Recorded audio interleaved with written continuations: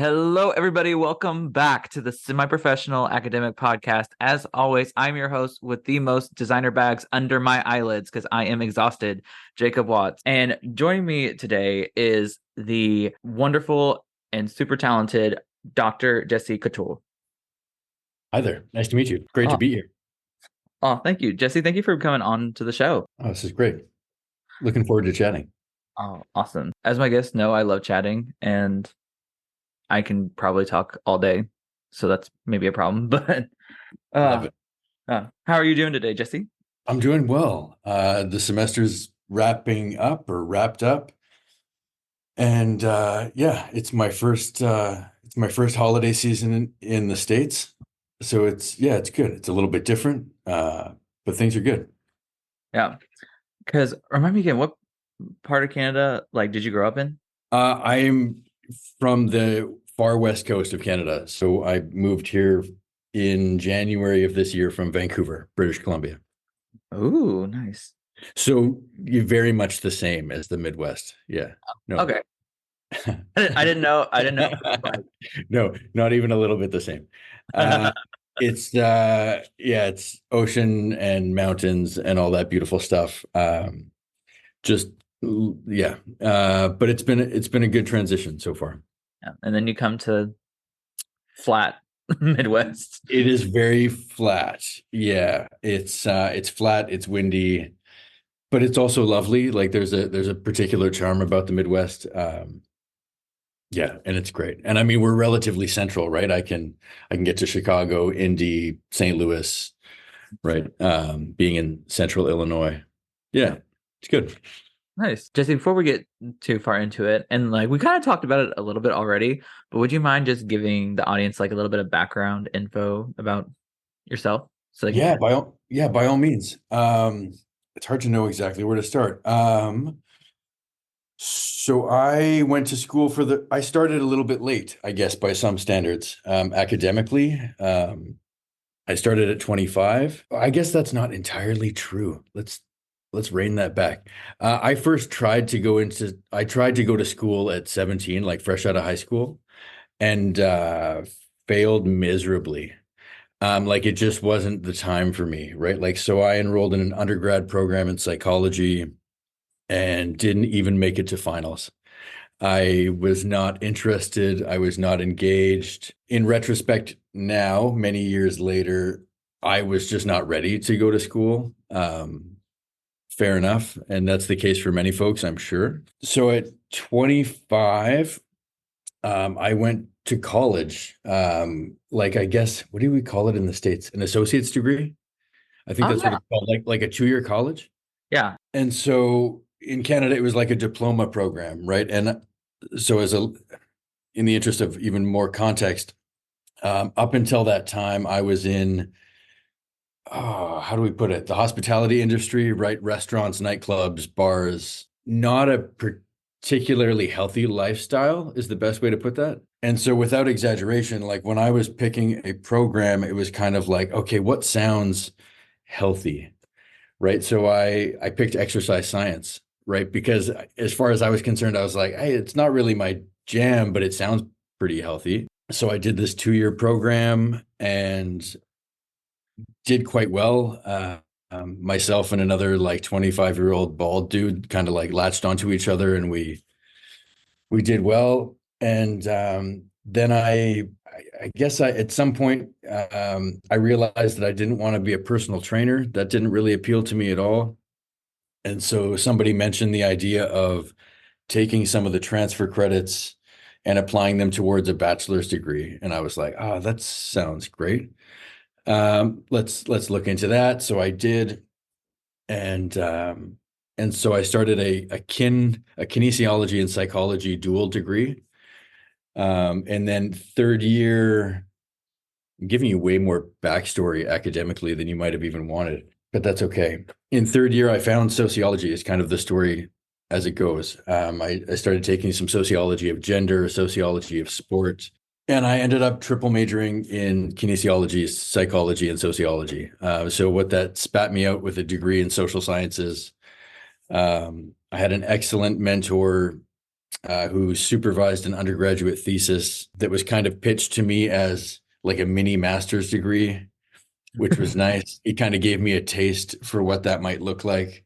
Because as a lot of undergrads, I mean, I think a lot of undergrads can resonate with this. Like the idea of grad school is often this weird, like, we don't really know what that is. We know it exists, but there's not a lot of, yeah, it's kind of this weird, ominous cloud that some people talk about and some people are traumatized by.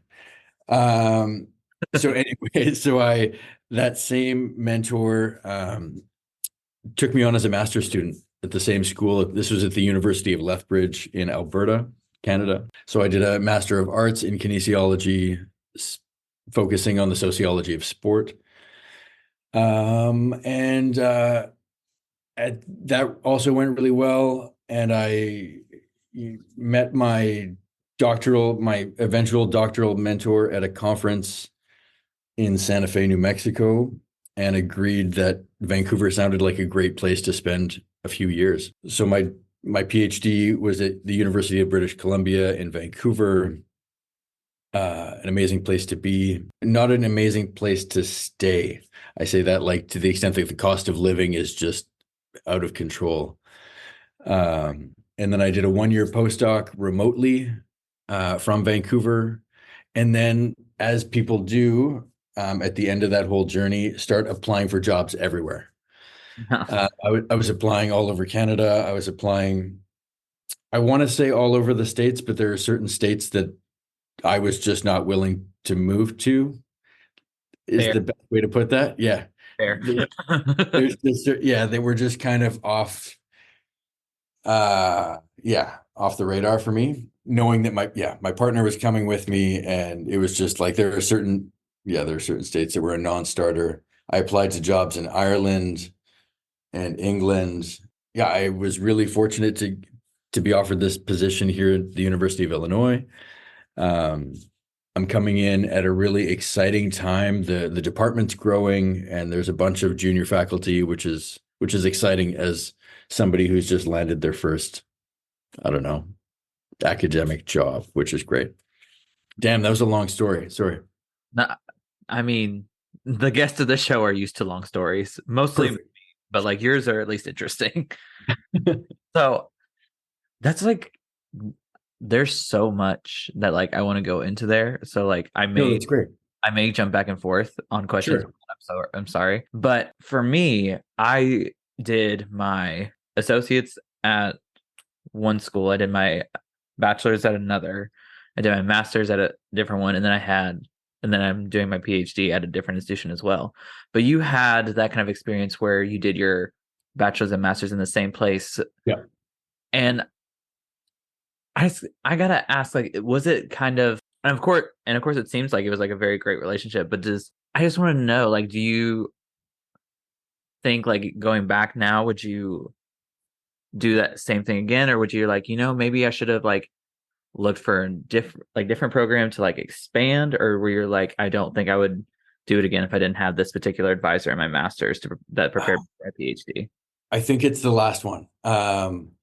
I think that she was instrumental in my trajectory, and I think a lot of what happened in at the University of Lethbridge and in Alberta more broadly, right? So that the school where I did my associate's degree is in the same city. It's literally across the river from the university. So there's a small college and then a big river, and then the university is on the other side. So those, oh damn, that ended up being like damn near a decade, I think. Anyways, but that time in the prairies not only prepared me for academia, but also for life in the Midwest. But yeah, it was flat and windy there as well. But no, it's I think the mentorship that I got, particularly, I mean, in the interest of context, right? It was a very small university Mhm. relative to UBC and of course now University of Illinois. I think, unless I'm mistaken, like total student population was 8,000, like quite small.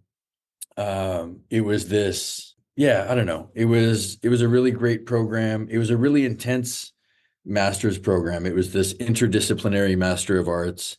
So I was in this really small cohort. I want to say there was like 10 or 13 of us that were navigating coursework at the same time. But so I was coming from a distinctly kinesiology, sociology of sport, but I was in class with folks that were doing MAs in history and political science and sociology and anthropology, which was really great in the classroom, right? So when we're taking things like contemporary feminist theory, the perspectives are really interesting. We're coming at it from different places, but also reading different stuff, which is great. And so I if it weren't for that master's experience, there's a really good chance I wouldn't have gone on to do the PhD. In fact, there was another faculty member in the kinesiology department there who initially recommended UBC as something to consider. Yeah, I don't know. And it's yeah, grad school can be, as you know, I'm sure, like a really isolating, stressful moment, right? So to have that cohort was really nice, particularly when I look back on it now.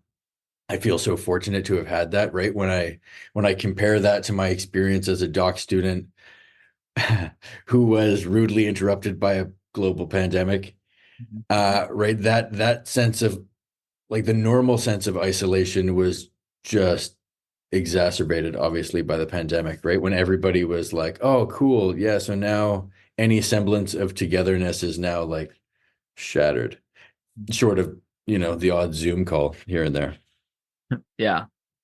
No. And you bring up an important point about just grad school in general and mentorship. And if I can take a minute, I'm going to speak my piece on it. I hope you don't mind. Yeah, by all means. But no, I tell everyone I'm doing grad school part 2 right now because I'm doing my PhD after doing my master's. Nice. Yeah, And just having a having the right type of mentor for you and the mentorship is so critically important.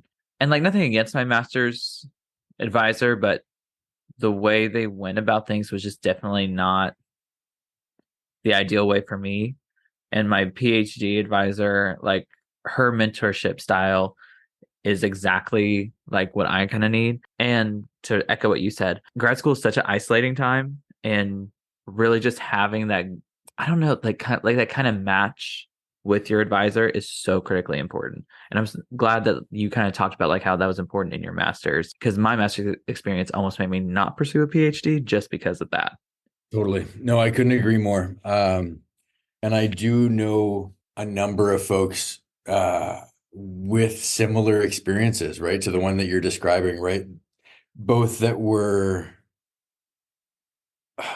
and I mean, they're on each extreme, right? Some folks that like grinded it out and did it in spite of that tumultuous relationship, and other folks that straight up didn't finish, Mhm. right? Like on the worst end of, when the incompatibility is such that it's just like this isn't worth it anymore. And in some cases, there's deep regret around that, and in other instances, it's a no, that was the right thing to do.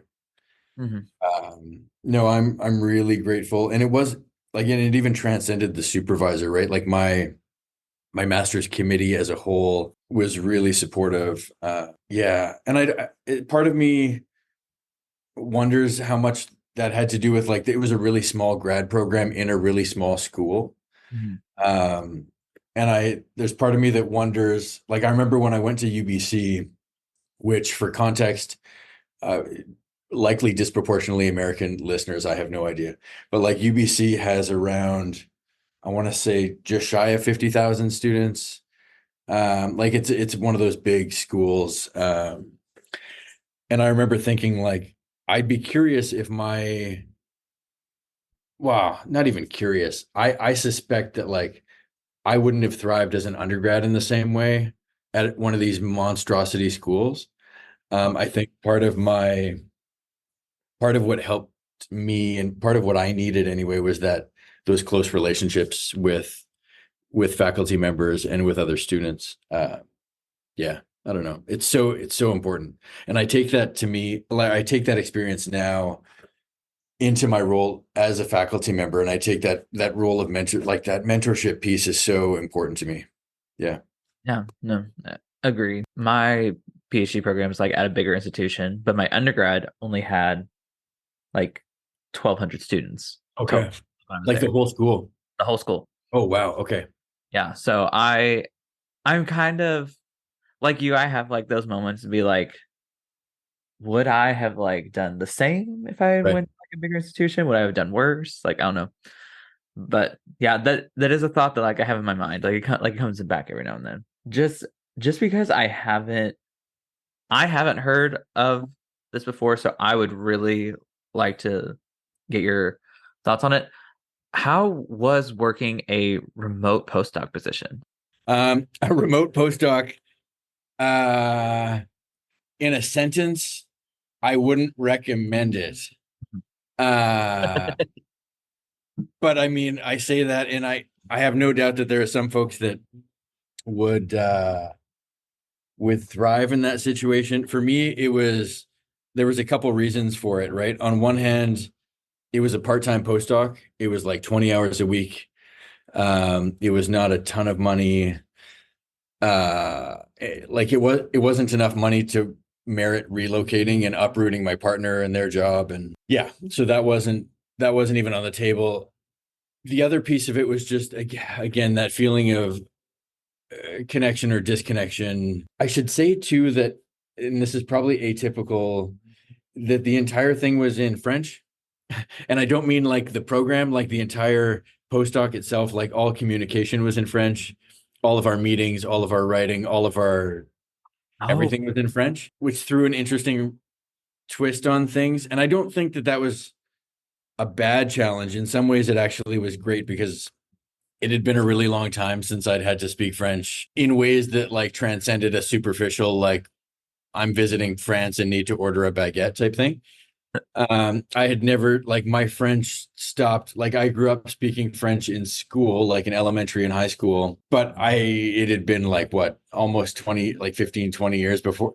Yeah. And so there was that made it a little bit complicated. We were a research team. I was the only one in Western Canada. Then there were Ontario, Canada, Quebec, and then some folks in France as well that were all working on this project. But I think even more importantly was there was, in ways that I might not have anticipated, there were some, I don't know if I want to necessarily call them like epistemological differences, but like some methodological tensions, I think, in some ways. I look back on it now and kind of go, okay, it was an experience. I'm glad I did it. I don't regret doing it. I think there's a chance that given the current state of academia, I would be lying, or I'm not lying. I would be foolish to think that that didn't help my CV on the job market to have that postdoc experience, even though the folks at University of Illinois were like, yeah, French doesn't help you at all here. And I was like, that's fair. But it was tough. It was tough in some ways. yeah. I imagine the postdocs that we have in my lab, they're there all the time, Right. and they like and they're fantastic. And I'm sure you are too. But like, I just think it would be so much more difficult, like not like physically being there to like in case things happen. I mean, not saying like it wouldn't work for some people, but just for me, I feel like that'd be really tough. It was wild, right? And I mean, and part of this is probably also very discipline specific. Like there are folks in my that I work with now that their postdoc experience was like day and night in a lab space, right? Whether it's a wet lab or a like that type of research environment is very let's put it this way, it's less conducive to remote work, I guess is the best way to put that. Mhm. Whereas the work that we were doing, we had split data collection. So what my research looked like is I was interviewing, what was the total count? Like 15 folks, well running through the forest and through the city streets, right? Like we had clipped on lapel mics and we would go for runs and we would I would be interviewing them about running and about technology and about, yeah, so these mobile interviews, which was in some ways it was a lot of fun. There are some methodological issues there that one day I'll probably try to write about. But it definitely, there was a flexibility with that project that didn't require me to be in a lab space, right? Like, yeah, which was nice.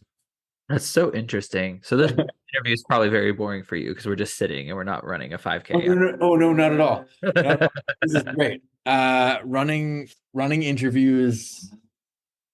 I don't know that I could recommend them. I think the running interviews are something else. Yeah, never mind the fact that like people are like labored breathing. But I mean, as you well know, like interviewing requires an ability to think on the fly, which is not necessarily something that you can always do while you're running. Yep. Yeah. So it was tough in that way. But I was able to do my interviews in English, which was nice. They were Nice. doing interviews. They were doing interviews in French in Quebec and in France. This is gonna sound like a stupid question. That's okay. I'm sorry, but I just am curious. Since you obviously can like have like full blown conversations in French, are you ever like in I don't know, like a meeting or somewhere where someone's just saying something like absolutely asinine and you're just like talking in French, be like, oh, see, and then just like because no one understands what you're saying. I would be Oh, so like out loud? yeah, I'd be Oh so no, tempted to do that. I haven't done it. Like if I knew there was somebody else in the room that could speak French, I'd be tempted to mention something uh, to them. But I mean, I think in English, right? Like I grew up in an English speaking household. My dad spoke French growing up, and then my elementary school and high school.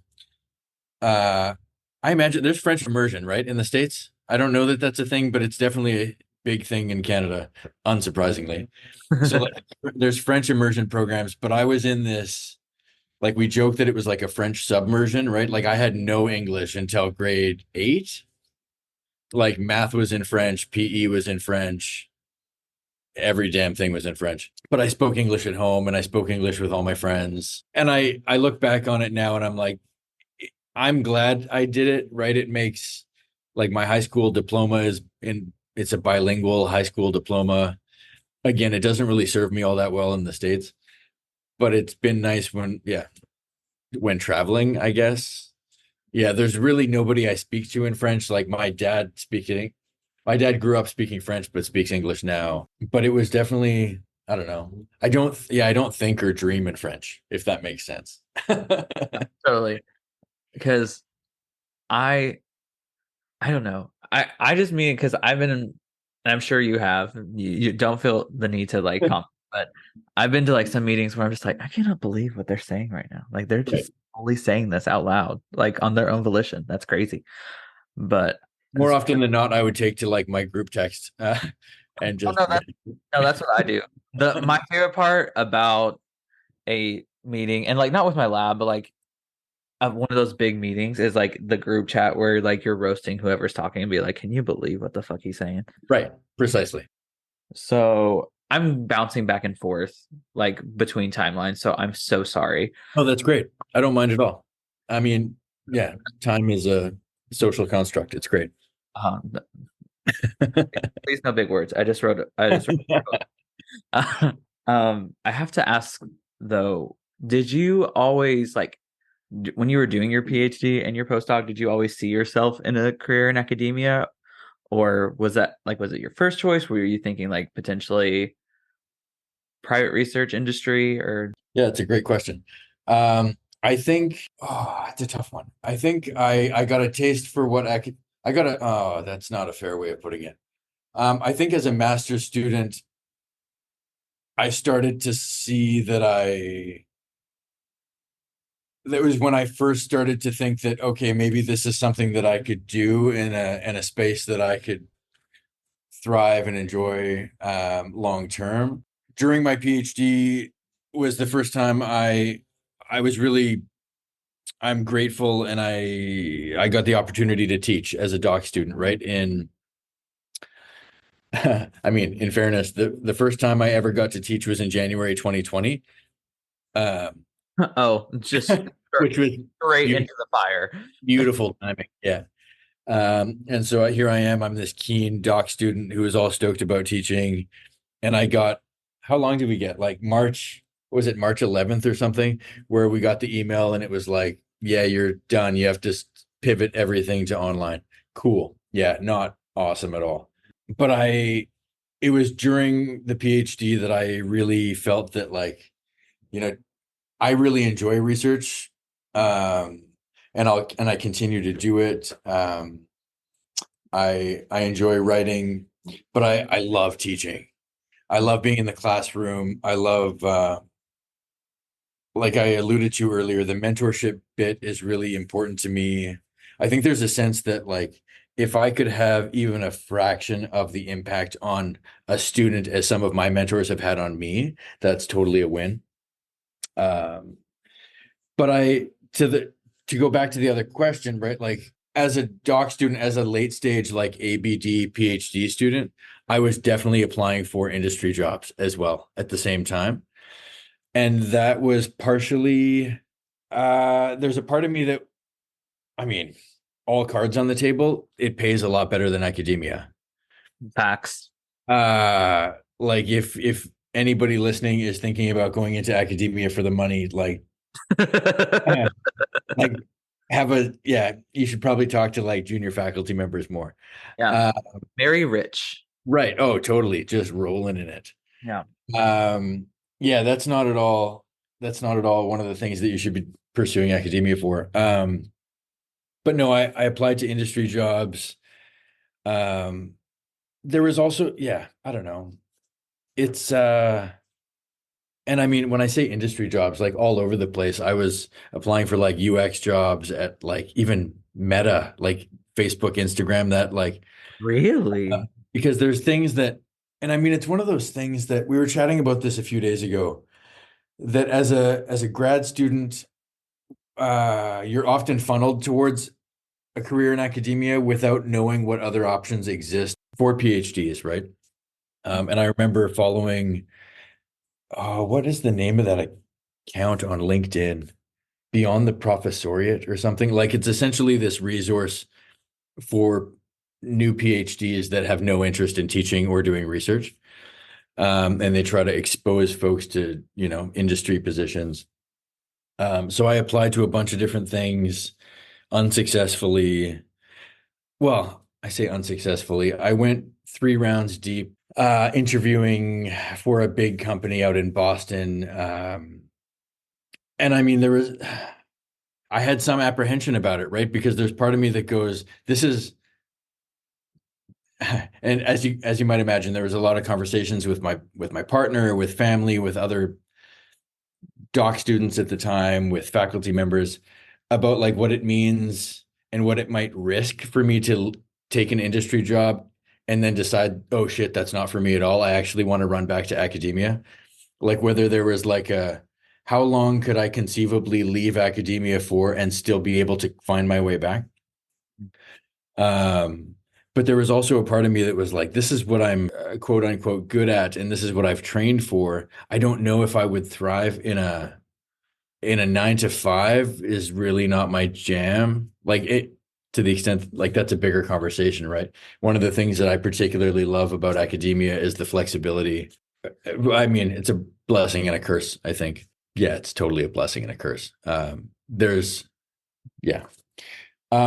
But yeah, it happened somewhere along the way where I really realized that what I want to do is teach. I'm really grateful that I managed to find a position here at the University of Illinois that it's conducive to what it is that I value most, right? So I'd been applying to tenure track positions, which obviously is what many people understand as the gold standard, what they aspire to.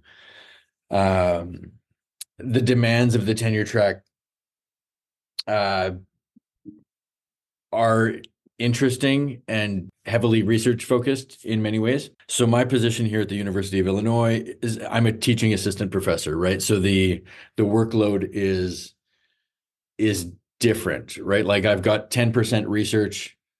What is it? Oh, I can't even remember what it is. 10% research, 30% service, 60% teaching. I think that's how that's allocated. So my emphasis, my day-to-day is very much focused around teaching, whether that's developing new courses. I teach more than than all of the tenure track faculty. And I love that, right? Because for me, one of the apprehensions I had and continue to have around the tenure track is the how do I put this? Signing up for like 30 plus years of chasing grants and having like you need this many outputs all the time, like publication, publication, publication. And I'm not sure that that's necessarily something that is super appealing to me, right? Um, right now, I'm at a place where I continue to write and I continue to be involved in research and present at conferences, but that's not what is most significant in terms of my, promotion and tenure. And I also understand that not all schools have similar positions, right? We've got tenure track faculty who do research and they teach, and then we've also got like research specialized research assistant professors that don't teach and only do research, which is interesting. Yeah, so I'm really, really fortunate to have landed not only a job, but a job that fits really well with, I don't know, what I am most interested in doing. Yeah, it's the best way to put that. Oh, that's awesome. That's really cool. I really like that. And this may just be like speaking from a place of just stupidity because I don't know. So please Oh feel free no. to talk me on it. But is that kind of similar to what a lot of faculty jobs are at like small liberal arts colleges, where it's like more te My To the best of my understanding, yeah. yeah. And so when I was applying for jobs, again, like sight unseen from the west coast of Canada, like 4,000 miles away, like I was applying to some of these tiny little liberal arts colleges in like Ohio, and I had like where I'm literally Googling these towns and I'm like, oh damn, that's like the campus is the town and the campus itself is only like 1,500 deep. Hmm. Uh, but It, my sense was like, and I interviewed at one of them that'll just remain nameless. Uh, and my sense was is that it was overwhelmingly teaching, right? There was in that case anyway, like there was zero research expectation at all. It was exclusively teaching and well and service to the departments and to the school and stuff like that. So yeah, quite similar in that way. no. But I do think it's quite rare. So I'm at a R1 institution without, yeah, with a teaching emphasis, which is kind of great. No, that's awesome. No, I totally get you because kind of like you said, like if you're going to be moving to the States and like uprooting your whole life for a job, I also probably wouldn't want to go to a town where the college is the town. Right. And there's part of it that's that too, right? Is like, yeah, it was a big move. And Champaign-Urbana has been great. It's a much smaller city than Vancouver, obviously. What are we like?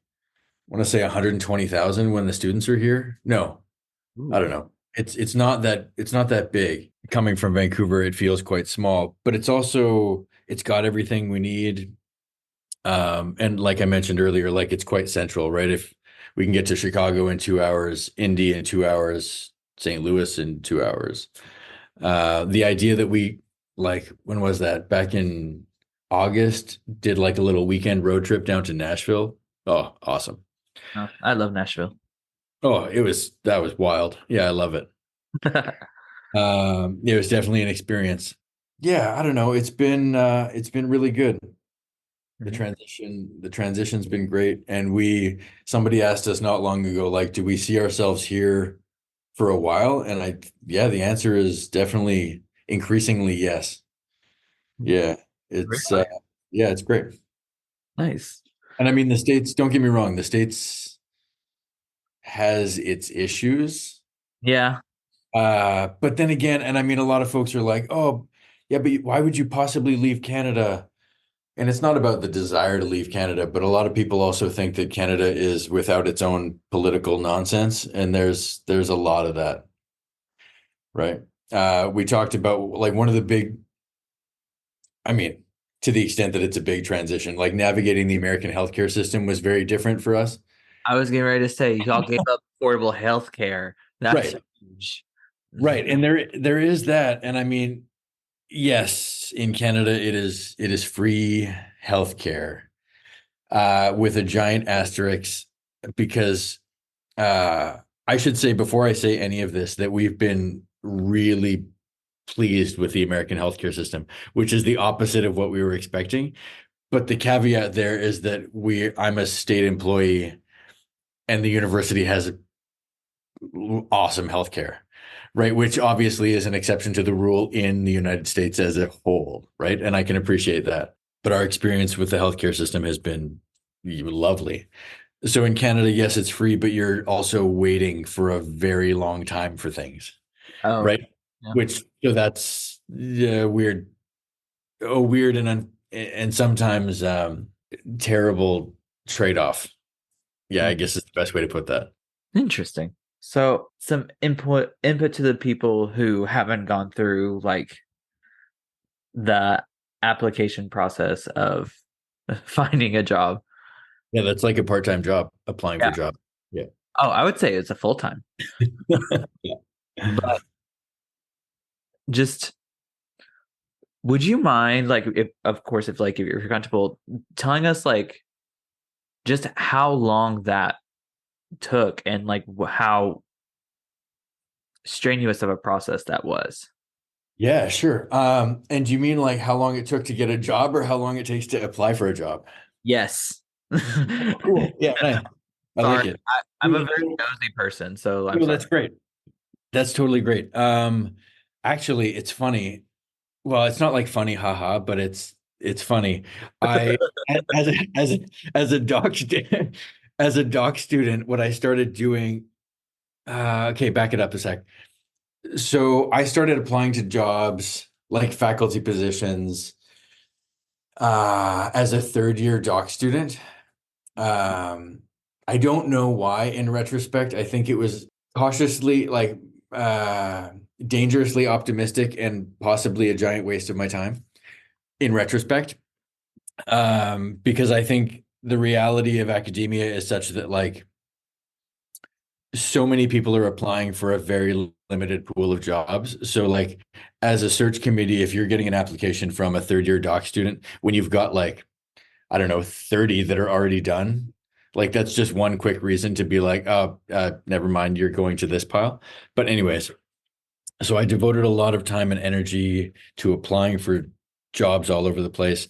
I even started, let my dork flag fly, like an Excel document, like where I was keeping track of all of the jobs that I was applying to just to keep it straight, right? Because there were some weeks when I was applying to like, I don't know, two or three at a time. And part of this, it started out as an organizational thing for me, right? I'd list where it was, what department it was in. What else did I have columns for? Did I get a did I get an interview? All of these things. Did I get an offer? All of this stuff. But part of it also, I realized probably late in this process that it was also a humanizing thing, right? So that I have since shared that document with other, like not because they wanted to see it, but we talked about with other doc students that might think that, oh yeah, you know what? I'm going to get my PhD and bam, I'm going to get a job. Oh, Cool. honey. Yeah, that's a super optimistic plan is the best way of putting that. Yeah. Right. Part of it is about, yeah, acknowledging that it's not necessarily a straightforward process. I should say too that like I came through, well, I came through, it sounds funny. Like I have a really good friend who I guess he finished his PhD 4 years before me. And I feel like he finally threw in the towel after applying for like 80 jobs. Damn. Where he was like, you know what, this is clearly not going to happen for me. And so I think that's a part of academia that some folks don't talk about uh, often enough, is that it's deadly cutthroat. It's very tough, and we are producing highly educated, wonderful human. Well, maybe that's a reach. We're producing a lot of PhDs for a very finite number of jobs, right? Like there aren't as many jobs as there are PhD graduates, is the reality of it. And so there are some folks, like my buddy is an incredible scholar. I think he did like 4 years of postdocing, really well published, all of these things. And it just like, it wasn't even so much that he was like he was hardly getting interviews, never mind offers. And so it can be a really disheartening experience. It can be just in case like grad school wasn't vicious enough on us in terms of imposter syndrome, in terms of like, there's this weird, I don't know, it's such a strange paradox in some ways, right? Like, because it takes a lot to get to the point of like being a doc student. Like, to, I don't know, it takes a lot. You have to have accomplished a lot uh, academically to get that far. So to get that far without promise of a job afterwards is a weird, like cruel punishment, right? And I mean, there's been conversations with friends, with family members over the years that are like, "Oh, you could have been like the other kind of doctor, like way sooner." Okay, cool story. It's not quite necessarily like it's not that straightforward, right? Or could have been a lawyer in less time, or what do you mean you can't get a job right out of a PhD? Which is a weird, awkward conversation to have with folks. Yeah. Uh, because there's this perception that you're going to finish, you're a doctor, and it's like, oh, cool. Now what? Oh, you're probably rolling in cash. No, literally, my grandfather told me that after my master's, he was like, "Why would you get a PhD? You could be making six figures with your Right. master's." I was like, "Where? Wait, point to that, please, Where? on a map. Yeah. Please highlight them. Send my resume." Right. Like, And it's not to say that it's not possible. It's definitely the exception to the rule, though. yeah, Uh, it's not cookie cutter procedure. no. And I mean, there's part of that that's probably discipline specific, right? And right, I know a lot of the undergrads that I teach now, like their plan isn't grad school, right? They're very focused on industry jobs. They want to be working as quickly as they possibly can, and that's cool. But yeah, to go back to the application piece, um, I applied for a lot of jobs. Yeah, beginning third year PhD. I guess context matters, right? It took me 5 years to do my PhD. Oh, wait, so was it? I guess it was late third year that I started applying. Maybe not. Maybe even early fourth year. Anyways, those years very much blur together for in most cases, never mind during a pandemic. Um, but the application process, like we alluded to this a little while ago, like can be absolutely ridiculous, right? Like I had certain applications go out that were like 60, 70 pages long. Like putting together these like portfolios of, it's one thing to include your CV and a cover letter and I don't know, something, but like, and there's huge variability here, right? Some positions and some schools just ask for a lot more than others. I've seen a few recently that are doing things in ways that I feel are much better, right? Where it's send us your CV, send us a list of references, send a, cover letter, and maybe like a teaching statement. Cool. Because at that point they can make initial, like they can screen out some, and then if you make it to the next step, maybe they'll ask you for more stuff, as opposed to like I'm trying to think of some of the documents, right? Whether it's a DEI statement, a research statement, a teaching philosophy, like there was just yeah, some have like a laundry list of things that you're including in these. So it's time consuming.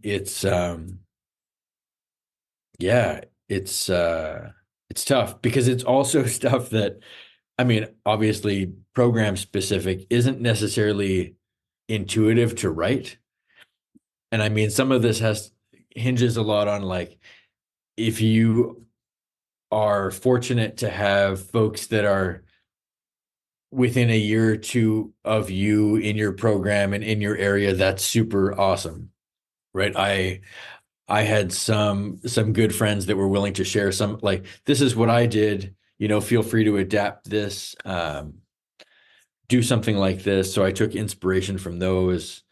But I know a lot of folks that have like that don't have that net, like that close circle of friends that are doing stuff on a relatively similar timeline. And it's been really challenging, right? How the hell do I write a research statement uh, or a research program? Like describe the next 5 to 10 years of your research. That's a super daunting task. Yeah. Uh, I mean, at least it was for me. Teaching philosophies and all of that fun stuff. So yeah, it can take a lot of time. And then when you don't hear anything, it can be really demoralizing. Like it can be, right? It's not unlike other aspects of academia, can be really doubt inducing, imposter syndrome stuff, right? Where you're like, maybe this isn't it. But then of course you're strapped with, okay, well, if this isn't it, then I just piss away like 10 to 15 years of my life? Yeah. Yeah. It also not a great feeling. And I mean, this is also further complicated if there are partners or children in the mix, right? Like this idea that like you need to start working. You've been a student for so long. Mhm. Uh yeah, I don't know. It's a wild ride. It Yeah. really is a wild ride. And it may or may not, I don't know. I've had folks that like have finished master's degrees and ask for my advice about whether or not they should do a PhD. And I don't know that there's a blanket answer there. There's been some conversations with people outside of academia that are like, "Oh, is it worth it?" And I'm like, define worth it. Yeah. Uh, because I do firmly believe that the growth that I've experienced as a human being is worth it, right? Like it's been brutal, it's been demoralizing, it's been challenging for XYZ reasons, but like I have learned so much more than what I've been studying about myself as a person and about my ability to work and overcome XYZ. I think it's no coincidence that I'm drawn to like endurance sports. Like academia is damn near an endurance sport. We just don't frame it that way. I fully agree. Like it is, and don't get me wrong, like I've had like good experiences, but it is mentally and emotionally exhausting. 100%. 100% it is. And eh, yeah. And I mean, I, would I wouldn't recommend it to everyone. Like I think yeah, it's a tough road. And it's interesting. Like when I think back to like going back to a way earlier part of the conversation, like young young Jesse who was doing his associate's degree, like had somebody asked me then, like, oh, are you going to go all the way? Or are you going to do a PhD? The answer would have been hell no. That sounds ridiculous. But then over time, it was kind of like, well, part of it was honestly about like, well, I did good at college, so maybe let's do a bachelor's. Oh, that really went really well. Let's do a master's. Right? There comes a point where you're like, oh yeah, I mean, I'm good at this. I should just keep going. I describe it as like Yahtzee when like you're rolling the good combos, like you just keep going Right. till Yeah, just write it out. Write it out. Um, it's I don't know. And I have to acknowledge too that like it's also like yeah, it's viciously emotionally, mentally, physically taxing on me. but I should acknowledge too that like I went through this entire roller coaster with my partner who has been there through the ups and the downs and through the euphoria and the excitement of a first publication or a first conference presentation or a whatever, but also through the like debilitating shit show and the really deep lows and the depression and the anxiety. And so like this, it's super taxing on yeah, on close family members. And there's been a lot of times along the way where I'm like, I don't know that I would have been able to push through it in the same way if it wasn't for her support. And I don't know. Yeah, it's super tough. And I mean, it's super, super tough on those relationships emotionally, sure, but also like financially, like Yeah. grad school isn't a financially lucrative endeavor. So like to just like not be making money for like a decade is it's a tough sell. No, totally. And I mean, fortunately, or well, I don't know. I don't know. Fortunately is the right word, but I have had the luxury of not having to have that like burden because all right now, like I just have like myself to worry about. But Sure. yeah, imagine like that's a lot to think about, especially because as you know, in academia, we kind of have to go where the job is in a way. Totally. Oh, which was a huge piece of like there's an element of I guess guilt is the right word. I mean, what other word is there, right? Like where and I mean, I know that she has would say and has said, right? Like this is what I signed up for. I knew this was part of the deal, right? Like the idea that we had a wonderful life in Vancouver, for instance, right? It's this beautiful outdoor paradise. We're both outdoorsy folks, but the reality all along was the inevitable, like we're not going to be able to stay here forever. And we don't know where that next piece of it is. So like my gratitude for her willingness to be on that journey with me is like, oof, I can't even necessarily articulate it. And I'm generally pretty good with words. Uh, it's a, yeah, it's a, I don't know. Yeah, symbolically, probably legally, the PhD is totally half hers. Like it's, yeah, it's, Not the legally. I mean, Yeah. yeah, yeah, it's a wild ride. And yeah, I don't for a minute,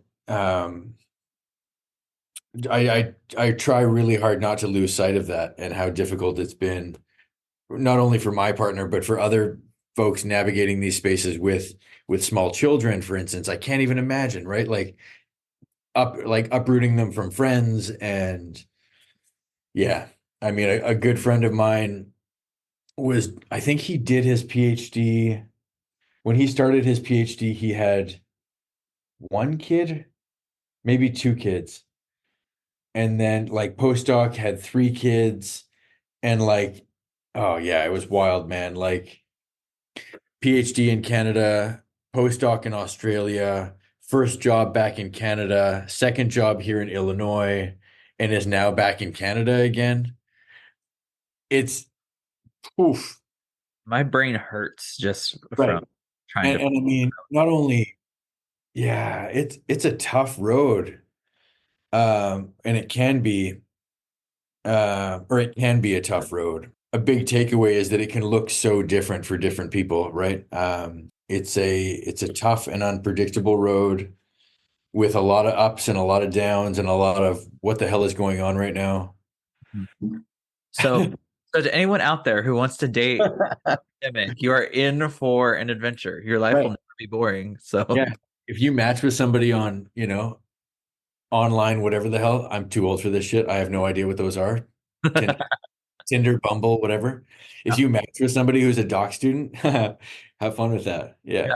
you know, you could see the world from the crappy salary that they have to move. Oh man, it's crazy. Oh my Uh, God. Well, Jesse, we got about 10 minutes left of the oh, interview. So I'm going to ask you question that I ask every guest that I have for season two.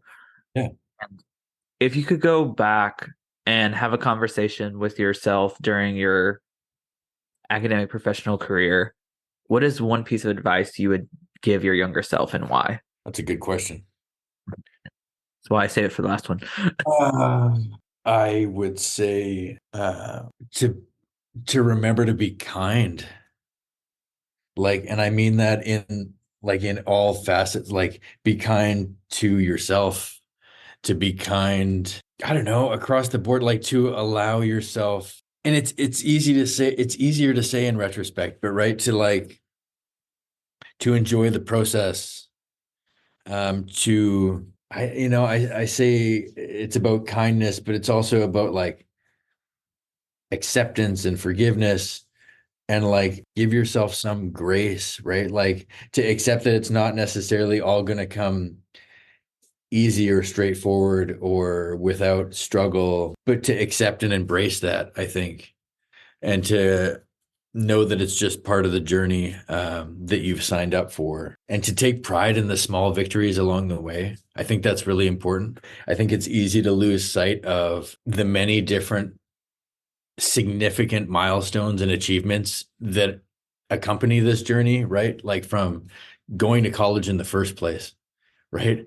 Like so many of us, like we're multiple degrees in. Cool. Yeah, that's a privilege. Like let's acknowledge that it took a lot to get us in the door in the first place. Never mind to succeed and in the ways that we have. I think also to like, I would remind myself to, yeah, I don't know. This kind of works in tandem with the other stuff, to be really grateful. Mhm. Like gratitude is a big piece of it. I don't know, to be grateful for the relationships that allow this journey to take place in the first place, whether that's family, whether that's friends, whether that's random folks on the internet who you just send random BS to like get through a particularly tough time, right? To be grateful for those relationships, enjoy the process. Damn, that's so cliche. Uh, but no, like be kind to yourself, because it's not going to be easy the whole way. And find a healthy outlet, whatever that takes, to be honest. It's one of those things that there's been ebbs and flows, right? One of the things for me, and I mean, we didn't necessarily talk about research, but like I ended up, yeah, running has been a more or less consistent outlet for me, uh, physically, mentally, emotionally, to find something healthy. And that can take so many different forms, right? Like sometimes it's running, sometimes it's gaming for a couple hours on end, to allow yourself time and space to like decompress and relax and celebrate the little victories. No, no, totally. And side note, I love coming home and video gaming for like hours on end. I totally Nice. feel that. Nice. What are you playing? I I'm I'm a very fake gamer and I love the Nintendo Switch, so I love playing like Pokemon Mario games and like Love it. I'm really into Fortnite right now. Nice. I have a pro controller that's arriving tomorrow, if we're going to go into that. I'm very excited. So I turned 40 in October, and I bought myself a OLED Switch because I'd been a PS4 guy. I haven't, come on now, academic salary can't justify the PS5. Yeah. Uh, but I got a Switch for my 40th birthday, and I absolutely love it. Super Mario Wonder has been just beautiful. Oh my gosh, I want to get that. Is it good? Oh, it's so good. It's so worth it. Oh my Uh, gosh. Email me your Switch code and I'll add you as a friend on there. 100%. And just yesterday I picked up Mario Kart because I'd been waiting too long, and now I have to Mario Kart as well. And I mean, in fairness, I had Mario Kart 8 on the Wii U. Oh, I didn't think we were going to go here today. Uh, I but loved the Wii. I loved the Wii. Wii Sports. They yeah, I don't know if you saw, but they have Nintendo Sports. they I do. I haven't got that yet. highly recommend. Yeah. Yeah, the Switch has been my go-to lately. Yeah, no, that's great. Absolutely. I will send you that. Yeah. I'm being serious. Cool. I It's important. And I mean, people. can downplay it as much as they want, but gaming is, yeah, I don't know. Yeah, there's a doc student right now in the department who's doing work on esports, and I'm like, I want to be a part of your committee. Yeah. Because it's a really fascinating space to be involved with, professionally and academically cool, but like I'm just super interested in it. I could talk about that forever. We'll chat more. We'll chat more. Yeah, yeah, by all means. But what you were saying earlier about embracing small victories, I think that's totally true. And this is granted, I'm 24. Yeah. I'm just now finishing up my first semester of my PhD program. I And understand. you're 24 doing a PhD though. Like that's like worth celebrating, right? Like that's like it's yeah, hugely impressive. Anyways, go on. Thanks. And I understand that like I don't have the experience and wisdom like a lot of other people, but this is how I'm choosing to look at it. And granted, like I fight this and like reject it like every other day, but this is like the model like I'm trying to adopt for myself. We have to let go of the fantasy of what it is, of what we thought it was going to be, and allow ourselves to feel the experience. And because like I came in thinking that like, like I'm gonna do like amazing, and like just full disclosure, I've cried so much this semester. Like it's not even Cool. funny. Also from that though, like I've done things like I didn't think I could be able to do, and like I'm learning and I'm formulating and I'm developing like as a researcher a lot Cool. faster so than I thought. So like this is like I tell all my friends this, like we have to drop the fantasy, Yes. have to live the experience. Yeah, agreed. No, I couldn't agree more. It's the growth, and you were just alluding to this, like the growth personally, professionally, whether that's as a researcher, as a teacher, as a human being more broadly, with all the ups and downs and the pit stops and the whatever, the starts and stops and the moments of pure joy and the moments of bitter depression. Like, do I regret it? Not even a little bit. No. Because I think what has been gained far and away transcends that piece of paper on the wall. And I know that my experience is just one of so many, but for me, it's literally life changing. Jesse, I just want to thank you again for coming onto the show and talking with us today. I really appreciate it.